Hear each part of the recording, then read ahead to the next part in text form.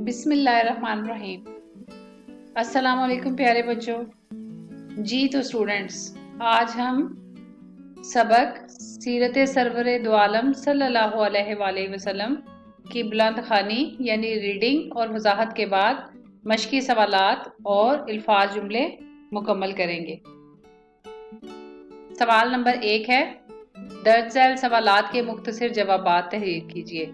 जी तो स्टूडेंट्स, जैसा कि मैं पहले आपको बता चुकी हूँ कि बोर्ड की रिक्वायरमेंट के मुताबिक आपके सवालात के जवाबात कम अज कम 3 से 4 लाइनों पर मुश्तमिल होने चाहिए।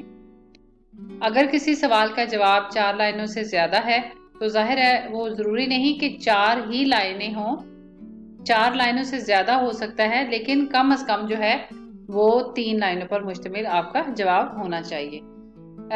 लेकिन अगर आप कहीं समटाइम कंफ्यूज हो जाते हैं कि किसी सवाल का जवाब 1 या 2 लाइन का है, उससे ज्यादा उसका जवाब पॉसिबल ही नहीं है। जैसे अगर कोई आयत आ जाती है, उसका तर्जुमा आपसे पूछा जाता है या किसी चीज का मीनिंग पूछा जाता है, तो कुछ ऐसे सवालात होते हैं तो वो एग्जामिनर को भी मालूम होता है कि उसका जवाब उससे ज्यादा पॉसिबल ही नहीं है। लिहाजा अगर वेरी रेयर ऐसी कोई सिचुएशन आ जाए तो उसके बारे में आपको परेशान होने की जरूरत नहीं है। जी बेटा, पहला सवाल है, इखलाक का दकीक नुक्ता क्या है?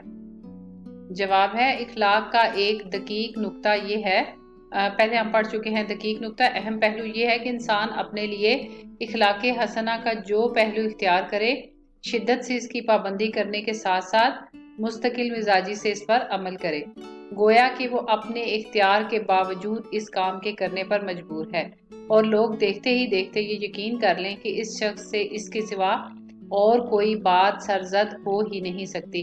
अब इसको हम बहुत एक्सप्लेनेशन के साथ अपने लेक्चर में डिस्कस कर चुके हैं कि इखलाक का एक अहम पहलू ये है कि इंसान नबी पाक सल्लल्लाहु अलैहि वसल्लम की हयात तैयबा का जो पहलू भी इख्तियार करे, जो अंदाज इख्तियार करे, आप सल्लल्लाहु अलैहि वसल्लम की सीरत से जो जिस पहलू पर भी आप सल्लल्लाहु अलैहि वसल्लम की सीरत के जिस पहलू पर अमल करना शुरू करे, उसकी इतनी शिद्दत से पाबंदी करे और उसका अमल में इतना तसलसल होना चाहिए कि वो इख्तियार रखते हुए भी, ताकत रखते हुए भी जो है उस काम को इतने तसलसल से अंजाम दे कि लोग देखते ही देखते यकीन कर लें कि इस शख्स से इसके सिवा और कोई बात सरजद हो ही नहीं सकती, यानी वो शख्स इसके अलावा और कोई काम कर ही नहीं सकता। लेकिन जाहिर है जब हम ये मैंने इसलिए लिखा कि आपका कॉन्सेप्ट क्लियर होगा, तो कोई मतलब आप इसको अपने अल्फाज में भी लिख सकते हैं, लेकिन कोशिश कीजिएगा कि आप जो है वो बोर्ड की बुक के जो स्पेसिफिक वर्ड्स हैं वही अगर यूज करेंगे तो वो ज्यादा बेहतर रहेगा, उसमें आपके नंबर कटने का चांस नहीं होता। सवाल नंबर 2 है, मजालसे सोहबत में यानी दोस्तों की महफिल में आप पढ़ चुके हैं पहले भी इसका मीनिंग। नागवार बातों पर आप सल्लल्लाहु अलैहि वसल्लम का क्या तरीक़ेकार होता था, यानी दोस्तों की सोहबत में अगर आपको कोई बात बुरी लगती तो आप सल्लल्लाहु अलैहि वसल्लम का क्या तरीक़ेकार होता था। सवाल समझना इसलिए ज़रूरी है कि जब सवाल के मुतालिक आपका कॉन्सेप्ट क्लियर होगा तो जवाब लिखते हुए उसमें किसी किस्म की कंफ्यूजन नहीं होगी। ऐसा ना हो कि सवाल आपसे कुछ और पूछा जा रहा है, जवाब आप कुछ और लिखें। तो जी सवाल है, मजालसे सोहबत में यानी दोस्तों की महफिल में अगर आप सल्लल्लाहु अलैहि वसल्लम को कोई बात बुरी लगती थी तो आप सल्लल्लाहु अलैहि वसल्लम का क्या तरीक़ेकार होता था। आप सल्लल्लाहु अलैहि वसल्लम मजालसे सोहबत में नागवार बातों को बर्दाश्त फरमाते और इसका इजहार ना करते। कभी किसी की कोई बात बुरी मालूम होती तो मजलिस में नाम लेने की बजाय सीगा तामीम, मैंने अब सीगा तामीम का लफ्ज़ यूज़ किया है, आप ऐसे भी लिख सकते हैं कि अमूमी अंदाज इख्तियार करते या सबको मुखातिब करके बात करते या ढके छुपे अल्फाज में बात करते, तो सीगा तामीम के साथ जिक्र फरमाते ताकि शख्स से मखसूस की जिल्लत ना हो और इसके एहसास गैरत में कमी ना आए। यानी जिस शख्स के बारे में बात की जा रही है उसकी तज़हीक भी ना हो, उसको शर्मिंदगी ना हो और उसके एहसास गैरत में कमी ना आए। तो जैसे कि मैंने आपको बताया कि आप इसको अपने अल्फाज में भी लिख सकते हैं कि आप सल्लल्लाहु अलैहि वसल्लम मजालसे सोहबत में नागवार बातों को बर्दाश्त फरमाते, कभी उसका जिक्र नहीं फरमाते थे, और अगर कभी आपको किसी की कोई बात बुरी मालूम होती तो मजलिस में नाम लेने की बजाय ढके छुपे अल्फाज में उनका जिक्र, उस बात का जिक्र करते ताकि जिस शख्स की तरफ इशारा किया जा रहा है उसकी रुसवाई ना हो और उसके एहसास गैरत में कमी ना आए और उसको बात समझ भी आ जाए। حضور صلی اللہ علیہ وآلہ وسلم اپنے تمام کاموں میں کس اصول کی پابندی فرماتے تھے؟ بیٹا میں یہ بات ایک ضرور کہوں گی کہ اگر جو آپ کی بک کے مخصوص الفاظ ہیں اگر آپ وہی انہی لفظوں میں ورڈ ٹو ورڈ یاد کر لیں تو یہ تو بہت ہی اچھی بات ہے، لیکن اگر اپنے لفظوں میں بھی کوئی اس طرح سے لکھے کہ جواب مطلب جو ہے وہ آپ سوال کا جواب کے اندر رہتے ہوئے لکھے، ادھر ادھر کی باتیں لکھے تو جو ہے وہ صرف پیپر کو بھرنے کی کوشش نہ کریں، تو پھر آپ اپنے الفاظ میں لکھ سکتے ہیں، پھر کوئی بات نہیں بس، لیکن یہ لکھتے ہوئے خیال رکھیں کہ سوال کا جواب جو ہے وہی آپ لکھیں جو آپ سے سوال پوچھا جا رہا ہے۔ حضور صلی اللہ علیہ وسلم اپنے تمام کاموں میں کس اصول کی پابندی فرماتے تھے؟ حضور صلی اللہ علیہ وسلم اپنے تمام کاموں میں استقامت حال اور مداومت عمل کے اصول کی پابندی فرماتے تھے، یعنی جو بھی کام کرتے تھے اس کو تسلسل کے ساتھ کرتے تھے۔ آپ صلی اللہ علیہ وسلم نے جس کام کو جس وقت جس طریقے سے شروع کیا، ابھی آپ نے اس سنٹینس کو لکھتے ہوئے تین، یعنی آپ نے ذہن میں رکھنا ہے کہ اس میں 3 پوائنٹ تھی کہ جس کام کو جس وقت جس طریقے سے، جو بھی کام جس وقت جس طریقے سے شروع کیا، اس پر برابر شدت سے قائم رہے۔ آپ صلی اللہ علیہ وسلم کی عبادات و اعمال کے بارے میں حضرت عائشہ صدیقہ رضی اللہ تعالیٰ عنہ نے فرمایا لا کانا عملہ دیمتا، ویسے تو اس کا مطلب آپ نے وہاں پڑھا تھا کہ آپ صلی اللہ علیہ وسلم ہمیشہ یہ کام کیا کرتے تھے، تو یعنی دوسرا مطلب اس بات کا یہی ہے کہ آپ صلی اللہ علیہ وسلم کے عمل میں تسلسل ہوتا تھا، آپ صلی اللہ علیہ وسلم جو کام ایک دفعہ کرتے وہ ہمیشہ کرتے تھے، آپ صلی اللہ علیہ وسلم کا عمل جھڑی ہوتا تھا، تو اس کا بھی یہی مطلب ہے کہ آپ صلی اللہ علیہ وسلم کا عمل جھڑی ہوتا تھا، یعنی جیسے مسلسل برسنے والی بارش جو ہے وہ رکنے کا نام نہیں لیتی، اسی طرح سے آپ صلی اللہ علیہ وسلم بھی جو کام جو بات آپ نے ایک دفعہ اختیار کی ہمیشہ اس کی پابندی کی۔ جی اسٹوڈینٹس، نیکسٹ کوشچن ہے سنت کی تعریف بیان کریں۔ سنت وہ عمل ہے جس پر حضور صلی اللہ علیہ وآلہ وسلم نے ہمیشہ مداومت فرمائی اور بغیر کسی قوی معنی کے اسے ترک نہیں فرمایا، معنی ممانعت۔ اسی بنا پر جس قدر سنن ہیں وہ آپ صلی اللہ علیہ وآلہ وسلم کی مداومت عمل اور استقامت حال کی ناقابل انکار مثالیں ہیں۔ نیکسٹ کوشچن ہے نبی کریم صلی اللہ علیہ وآلہ وسلم مسافے کے دوران کس بات کا خیال رکھتے تھے؟ آپ صلی اللہ علیہ وسلم نہایت نرم مزاج اور خوش اخلاق تھے، کسی سے ملنے کے وقت ہمیشہ مصافحہ اور سلام کرنے میں پہل کرتے، کسی سے ہاتھ ملاتے تو جب تک وہ خود نہ چھوڑے اس وقت تک اس کا ہاتھ نہ چھوڑتے۔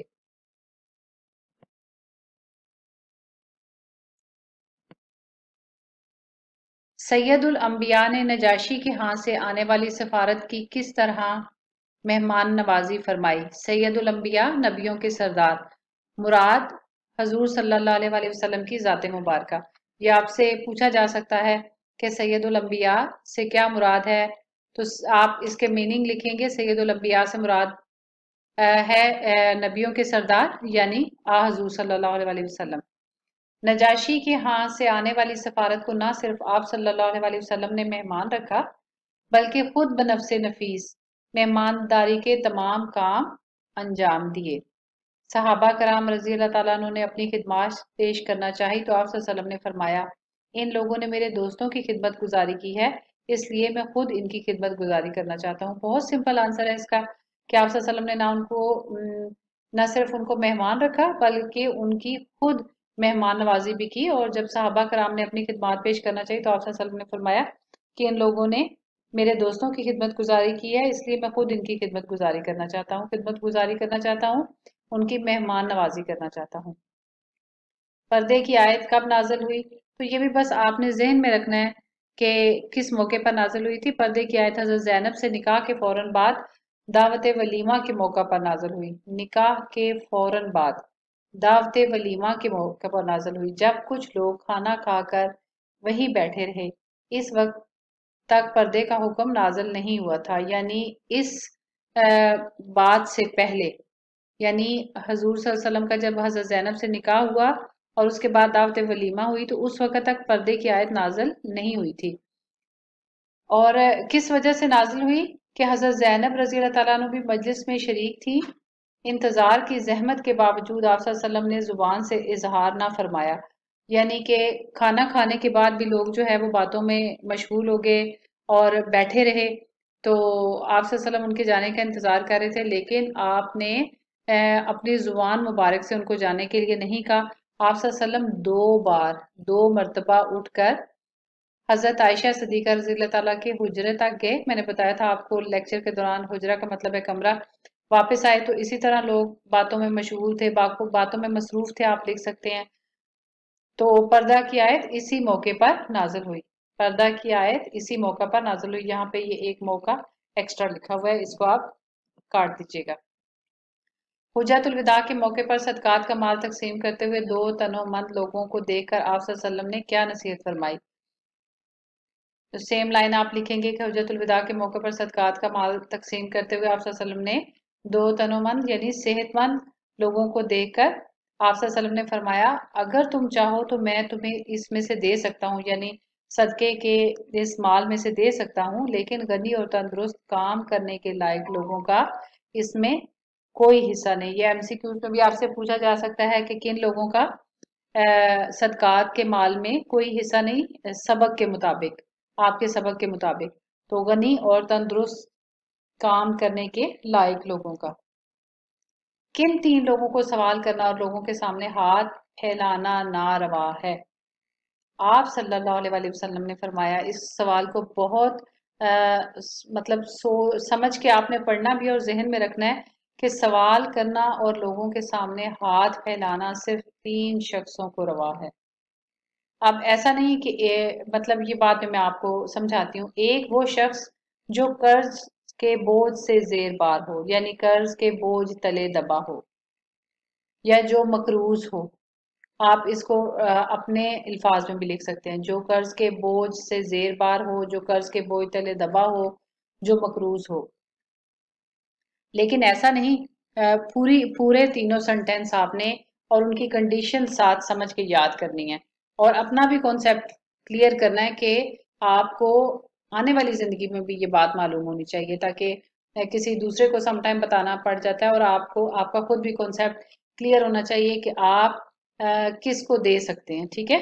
تو بیٹا، ایک وہ شخص جو قرض کے بوجھ تلے دبا ہو، لیکن جب اس کی ضرورت پوری ہو جائے تو اس کو رک جانا چاہیے، یعنی مقروض جو ہے وہ کسی کے سامنے ہاتھ پھیلا سکتا ہے، لیکن جب اس کی ضرورت پوری ہو جائے تو اس کے بعد اس کے لیے بھی مانگنا جائز نہیں ہے۔ دوسرا وہ شخص جس کے مالی سرمایہ کو کسی ناگہانی مصیبت نے برباد کر دیا ہو، یعنی اس شخص کے پاس سرمایہ تو ہو، لیکن سرمایہ دار شخص ہو، لیکن اچانک آنے والی مصیبت سے اس کا سرمایہ جو ہے وہ برباد ہو گیا ہو، ضائع ہو گیا ہو، اس کو بھی اس وقت تک مانگنا جائز ہے جب تک کہ اس کی حالت کسی قدر درست نہ ہو جائے۔ اب ایسا نہیں ہے کہ جب تک اس کا پورا سرمایہ واپس نہ آ جائے، نہیں، ایسا نہیں ہے، جب تک اس کی حالت کسی قدر بہتر نہ ہو جائے، یعنی جب وہ کسی قدر سنبھل جائے، یعنی کہ دوبارہ سے وہ اپنا کام سٹارٹ کر سکے، اس پوزیشن میں آ جائے، تھوڑی سی اس کی حالت بہتر ہو جائے، تو اس کے بعد اس کے لیے بھی مانگنا جائز نہیں ہے۔ تیسرا وہ شخص جو مبتلا فاقہ ہو۔ اب ایسا نہیں ہے کہ جو فاقہ سے ہو، بھوکا ہو، تو اس کے لیے مانگنا جائز ہے، اور محلے کے 3 معتبر لوگ اس کے حالت کی گواہی دیں، اس کے علاوہ جو مانگ کر کھاتا ہے وہ حرام کھاتا ہے، ٹھیک ہے بیٹا؟ تو آپ نے یہ تینوں کو اس کی شرط کے ساتھ یاد رکھنا ہے کہ ایک وہ شخص جو قرض کے بوجھ تلے دبا ہو، لیکن جب اس کی ضرورت پوری ہو جائے تو اس کو رک جانا چاہیے۔ دوسرا وہ شخص جس کے مالی سرمایہ کو کسی اچانک آنے والی مصیبت نے برباد کر دیا ہو، تو اس کو اس وقت تک مانگنا جائز ہے جب تک اس کی حالت درست نہ ہو جائے، اور تیسرا یعنی قدرے بہتر نہ ہو جائے، ٹھیک ہے؟ اور تیسرا وہ شخص جو مبتلا فاقہ ہو، فاقہ میں مبتلا ہو، اور محلے کے 3 معتبر لوگ، قابل اعتبار لوگ اس کی اس حالت کی گواہی دے۔ ان کے علاوہ، ان 3 کنڈیشنز کے علاوہ جو مانگ کر کھاتا ہے، اس کے بارے میں ہے کہ ارشاد ہے کہ وہ حرام کھاتا ہے۔ انسان کے ذخیرہ اخلاق میں سب سے کامیاب اور نادر الوجود چیز کیا ہے؟ انسان کے ذخیرہ اخلاق میں سب سے کامیاب اور نادر الوجود چیز، یعنی کہ وہ خوبی جو انسان کے اخلاق میں بہت کم پائی جاتی ہے، اپنے دشمن پر رحم اور عفو درگزر کرنا ہے۔ کیونکہ بیٹا، بدلہ لینا تو جائز ہے، तो ज़ाहिर है आँख के बदले आँख, कान के बदले कान, जान के बदले जान। तो इस्लाम ज़ाहिर है इस्लाम की रूह से तो ये जायज़ है और ये इंसान का कानूनी हक है, कानूनी फ़र्ज़ है दुश्मन से इंतकाम लेना। लेकिन इसके साथ इस्लाम में ये भी है कि माफ़ कर देना जो है वो बदला लेने से ज़्यादा अफजल है। लिहाजा दुश्मन से इंतकाम लेना इंसान का कानूनी फ़र्ज़ है, लेकिन जब ये फ़र्ज़ इखलाक के दायरा शरीयत में आता है तो ये जो कानूनी फ़र्ज़ भी है ये मकरूह तहरीमी बन जाता है, यानी कि नापसंदीदा फेल बन जाता है। गुनाह नहीं होता, लेकिन अगर आप माफ़ कर दें तो ज़्यादा अफजल है। लेकिन ये सिफ्त इखलाक में बहुत कम पाई जाती है, इसी चीज़ की तरफ इशारा किया गया है कि बहुत कम लोगों में जो है वो ये खूबी होती है कि वो इंतकाम लेने का हक रखते हुए, इंतकाम लेने की ताकत रखते हुए भी माफ़ कर दें। चूँकि ये बहुत मुश्किल है, इसीलिए अल्लाह ताला ने इसका अजर भी बहुत ज़्यादा रखा है। जिनसे फरवा, अब अल्फाज के जुमले हम करेंगे। जिनसे फरवा, अफ़ो दरगुजर जैसी नादरुल वजूद सिफ्त हजूर सल्लल्लाहु अलैहि वसल्लम की ज़ात अक़दस में ये जिन्स फरवा थी, कसरत से पाई जाने वाली खूबी। यानी माफ़ करने जैसी जो नादरुल वजूद सिफ्त थी, खूबी थी, वह हजूर सल्लल्लाहु अलैहि वसल्लम की ज़ात मुबारका में ये जिन्स फरवा थी।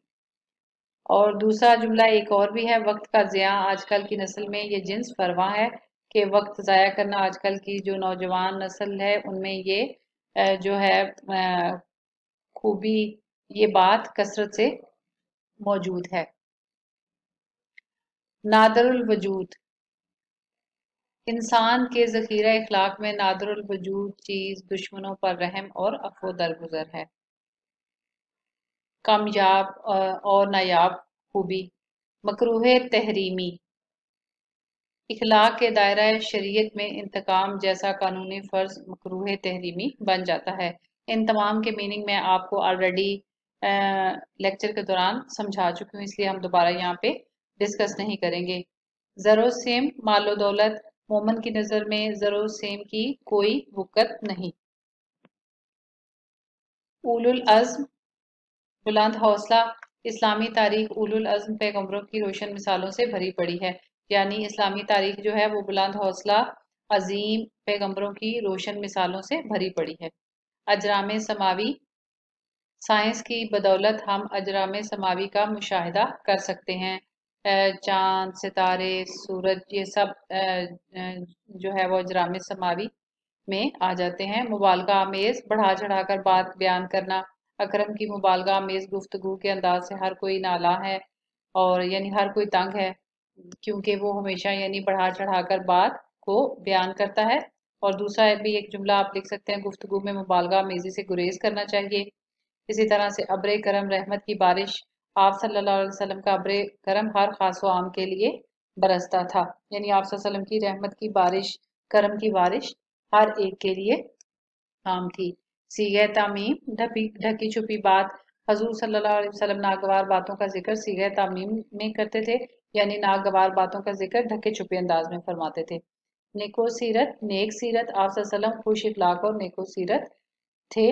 जी बेटा, उम्मीद है आपको आज के लेक्चर की समझ आ गई होगी। इसके साथ ही आपका जो लेसन सीरत सरवर दो आलम है, इसकी रीडिंग, सवाल जवाब और इसके अलावा अल्फाज जुमले जो है वो हमने कंप्लीट कर लिए। इसका एक लेक्चर चूँकि मुकालमे के बारे में उसकी डेफिनेशन और काफ़ी डिटेल दी हुई है, उस इसलिए उसको मैं एक अलग लेक्चर में आपके साथ डिस्कस करूंगी, ताकि आप उसको अच्छे से समझ सकें और आइंदा आपको, सॉरी मुकालमा नहीं बल्कि रुदात के बारे में जो है वो लिखा है, तो ताकि आपको जो है समझने के बाद आप इस काबिल हो जाएं कि आप अच्छे से कोई भी किसी भी मौजू पर रुदात हो तो आप उसको लिखने के काबिल हो जाएं।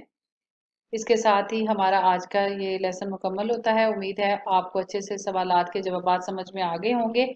आप बच्चों ने सबक के मुश्किल अल्फाज भी याद करने हैं, उसके अलावा ये मश्की सवालात और अल्फाज जुमले जो है वो अच्छे से अपनी नोटबुक में लिखने हैं, ताकि याद होने के साथ आप तभी एग्ज़ाम में अच्छे नंबर ले सकते हैं कि आपकी इमला में भी कोई गलती ना हो।